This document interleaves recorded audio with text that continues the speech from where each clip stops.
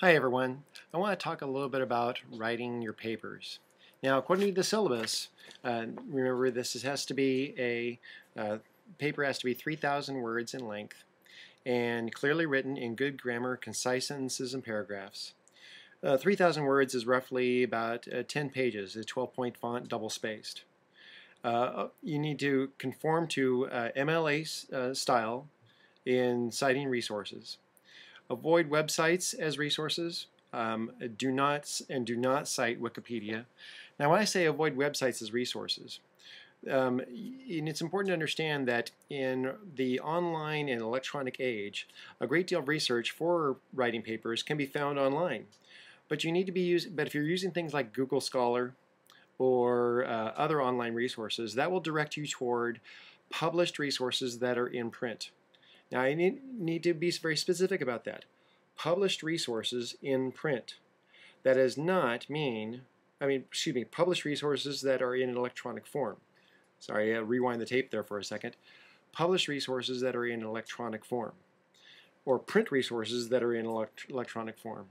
What I mean by that is that if it's going to be an electronic resource, it needs to be something that's published, that has gone through a publisher, that is in PDF form, just online. That's either in electronic form in the University of Houston library or on Google Scholar, but it cannot be a website, so-and-so's blog, or your church's or synagogue or mosque website. Those things are changed. It can be changed too much too often, too easily, and therefore cannot be verified as a source. Reason why I have all these requirements is because I want you to utilize the paper writing process for my classes as an exercise for writing good papers in the future.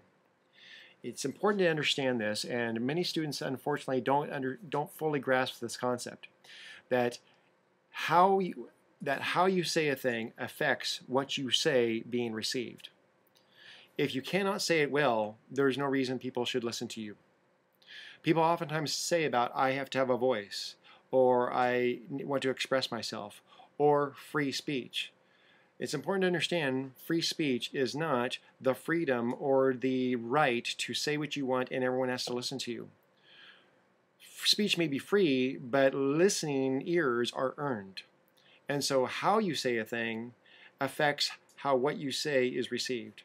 If you can't write a paper, if you can't string a sentence together, if you can't write good paragraphs, indenting your paragraphs, putting your papers within decent margins, writing decent sentences with a topic sentence in your paragraphs, not run-on sentences, summary sentences at the ending of your paragraphs, good points as you lay out a paper, lay out an argument, citing things correctly according to a consistent format style. If you can't conform to all those rules, then what you want to say, the voice that you want to have out in the world, no one's going to listen. And unfortunately, that's one of the things that many students fail to learn in college. Many professors feel as though they want to grade just about their course's content, and therefore in some classes instructors don't see it as their obligation to police these sort of formatting issues. It's not mine either. If you haven't learned how to write up until now, I encourage you to go to the Writing Center or to utilize the Writing Center with the University of Houston. They have both online electronic resources, as well as you can go there specifically and ask them how to help you write better. For many students, I really encourage that, because they come to a college class and I say, have you ever had to write a paper before? So it can be very disappointing when all of a sudden students have to write a research paper on a thing and they can't string sentences together, and don't understand the idea of spell check in a Word document, and don't understand to put page numbers on your pages. You typically have a cover page, and one resource that you really want to make sure that you pick up is the Writer's Brief Handbook. This book is vital for any college student because it will show you what you need to do to conform to a specific writing style or formatting style. But the point is that with regard to the citing of sources, avoid websites and electronic sources unless it is a published source in electronic form. I do not want to see Wikipedia or in your friend's website or in any organization's website that can't be researched. So it needs to be a published source in electronic form. Now, the other thing is that Don't cite Wikipedia. Wikipedia is a good online resource for it actually is helpful in starting the research. But as a citable source, again, it's too easily edited by others in order to be used as a verifiable source when you are making your argument. So Wikipedia is actually a good resource to begin your research, but not to cite for your research.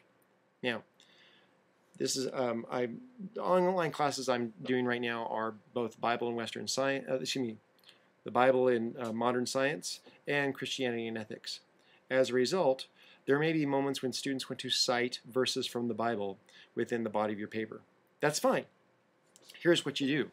You have to you have to use the citation or that verse from the Bible, and you just cite it within the body of your paper. Do not put the Bible in your works cited. If you're going to use 5 works cited within your bibliography, or 5 sources within your works cited, and one of them is the Bible, that's lazy, and I won't count it. So the Bible is simply cited within the body of your text. So you may say, use the text from John 3:16. At the end of that verse, you'll just put John 3:16, and you'll use the acronym for the translation. NKJV, New King James Version, NIV, New International Version, whatever version you used. So it may say you may use John 3:16 at the end in parentheses. It'll say John 3:16 and then the translation. That's all you do. Do not cite it. It's not a source that you put in your works cited.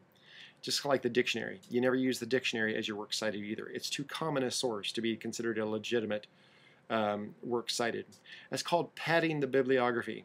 It's lazy, and instructors should call you on it.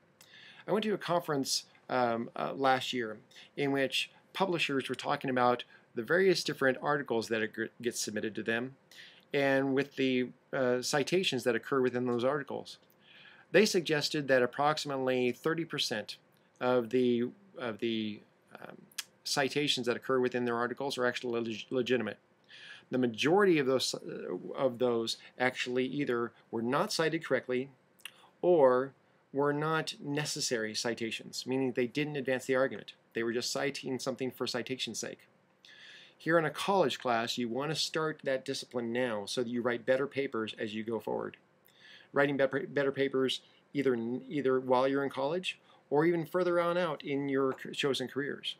So, according to the rules within the syllabus, 3,000 words.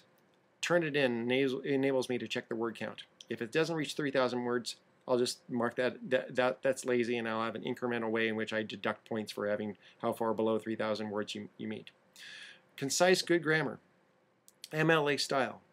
Do not cite Wikipedia or other websites. If you do use electronic sources, it needs to be published sources simply in electronic form.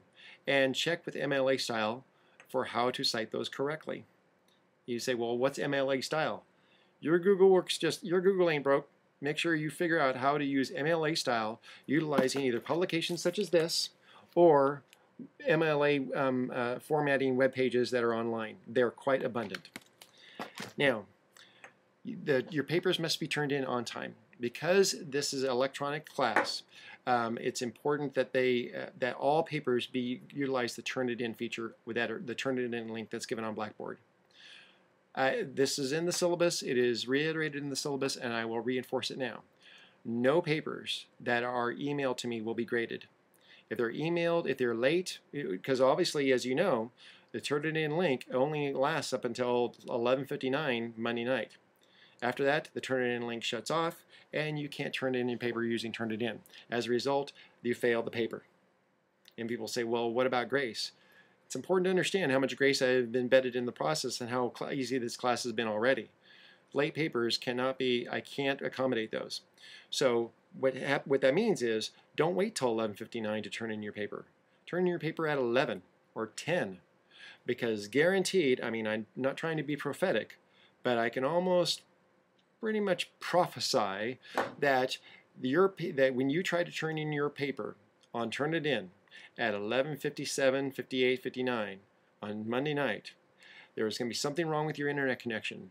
Turn It In is going to have an electronic problem. Some glitch is going to happen with the University of Houston software, and you won't be able to turn it in on time, and you will fail the paper because I will not grade your emailed paper, and there will be no other opportunity to turn it in.